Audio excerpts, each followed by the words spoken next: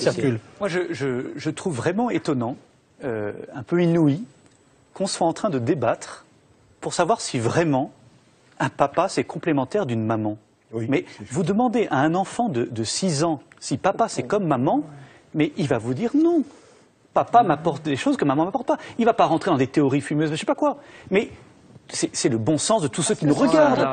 C'est le bon sens. Mais ça veut dire alors dans ce cas que vous niez cette identité d'homme et cette identité de femme qui sont tellement précieuses l'une et l'autre. Vous dites que c'est la même chose. Deux hommes, c'est deux hommes. Mais on n'a jamais répondu à cette question. J'aimerais bien que vous me Jusqu'à présent, il faut encore un homme et une femme pour faire un enfant, quand même. D'accord, il faut 2 sexes différents, on est d'accord. Mais sinon, quelle est l'identité de l'homme et celle de la femme? Madame, moi je ne suis pas pédopsychiatre. Je ne suis pas spécialiste de je ne sais pas quoi. La seule chose que je sais, c'est que je suis au contact du quotidien des gens. Et moi, je peux vous dire que n'importe quel enfant peut vous expliquer tout simplement, avec des mots, les siens. Mais tous ceux qui nous écoutent, qui nous regardent, doivent sur leur canapé sauter en l'air en disant « Mais attends, mais papa, c'est pas maman, c'est pas la même chose, mais c'est précieux d'avoir les deux. » Mais est-ce que c'est... J'espère que les enfants sont couchés, moi, mais d'accord, mais attendez, mais ça veut dire que deux mamans, c'est comme un papa et une maman. Attendez, Emmanuel Pierrat, une femme, un homme, c'est la même chose. Emmanuel Pierrat, réagissez à vos propos.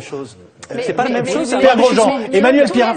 C'est un enrichissement mutuel. Tous les individus sont singuliers. L'altérité sexuelle est quand même une altérité qui peut se retrouver dans autre chose que le sexe, précisément. Il y a d'autres composantes de l'altérité. Ce qui est étonnant, c'est que ça soit une féministe comme vous et la ministre des droits des femmes qui m'explique que finalement, une femme c'est comme un homme et qu'après tout, 2 hommes, il y aura autant d'altérité qu'entre un homme et une femme. Et je trouve ça étonnant. Mais c'est dans votre raisonnement à vous que vous créez les inégalités entre les hommes et les femmes parce que vous estimez que les femmes sont faites pour tel rôle et les hommes sont faits pour tel rôle. Mais c'est pas vrai. Et moi, je vous dis qu'il y a des hommes qui peuvent avoir l'instinct maternel aussi, qui peuvent s'occuper des enfants et je vous dis qu'il y a des femmes qui peuvent aller travailler. ont justement une égale importance et que priver un enfant de l'un ou de l'autre, c'est une injustice pour l'enfant. Mais Emmanuel Pierrat vient de vous dire que c'était un modèle dépassé. Expliquez-vous. Oui, c'est un modèle dépassé. D'abord, je ne veux pas faire une factuellement, vous voulez dire. Oui, pas un jugement de valeur.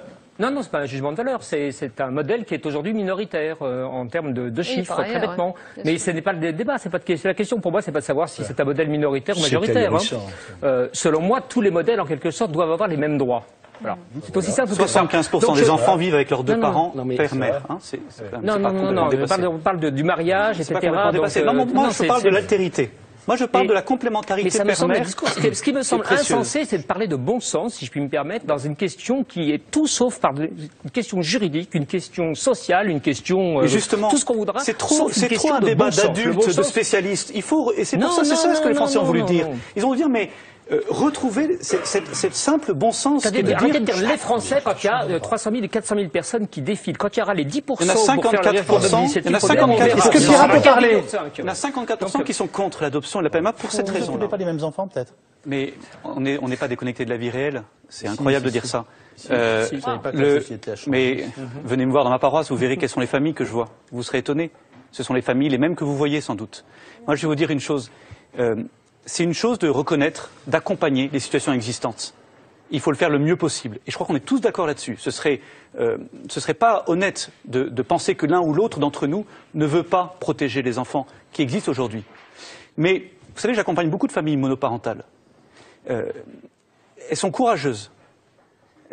À cause des événements de la vie, divorce, séparation, deuil, il peut manquer un père ou une mère. Ils essayent d'y pallier courageusement. Il faut les aider, il faut les accompagner.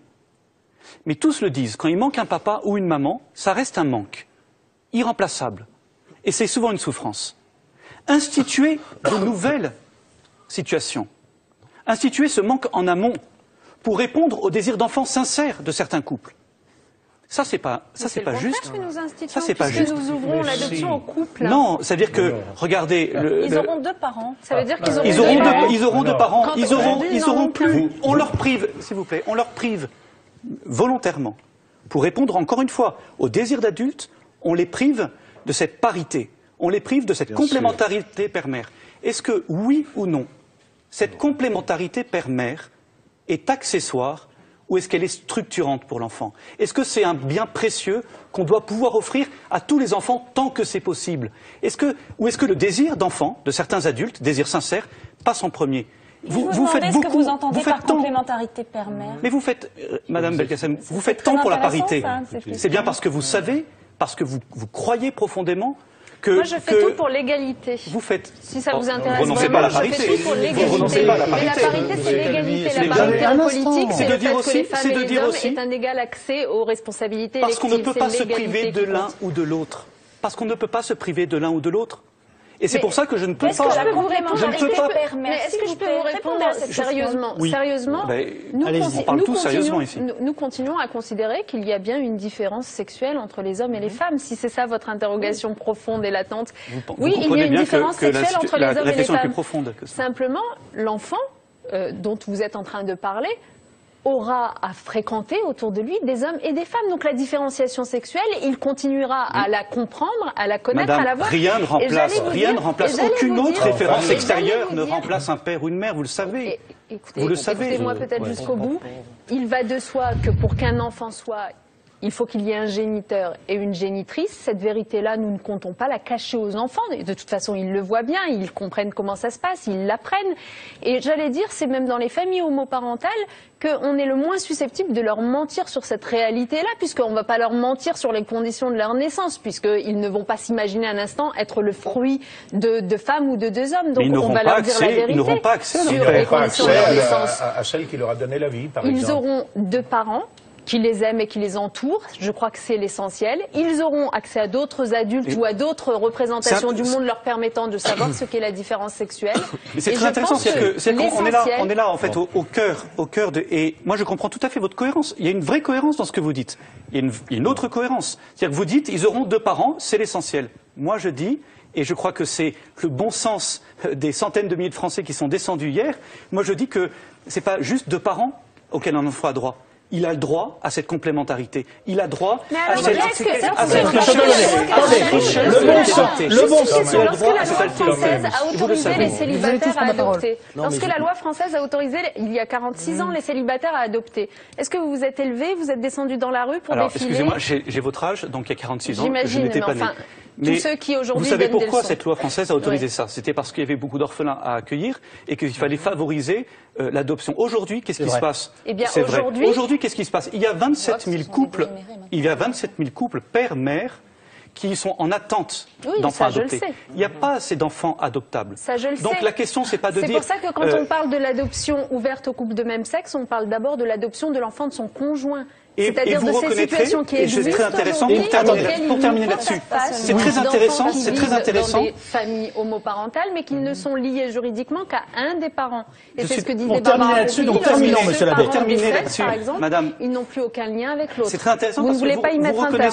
Vous reconnaissez là que la plupart des enfants dont on parle en situation homoparentale sont en fait des enfants qui sont dans des familles recomposées. Ils ont donc encore, pour la plupart, leurs deux parents, qui ne vivent pas forcément ensemble. Leur père s'est peut-être remis avec un autre homme. Mais ils ont encore leurs deux parents. Nous allons, en ouvrant la PMA à tous, la procréation médicalement assistée à tous, en ouvrant la GPA forcément ensuite, nous allons avoir des enfants à qui on prive intentionnellement d'un père et d'une mère. Ces questions-là vont être soulevées un peu plus loin dans l'émission.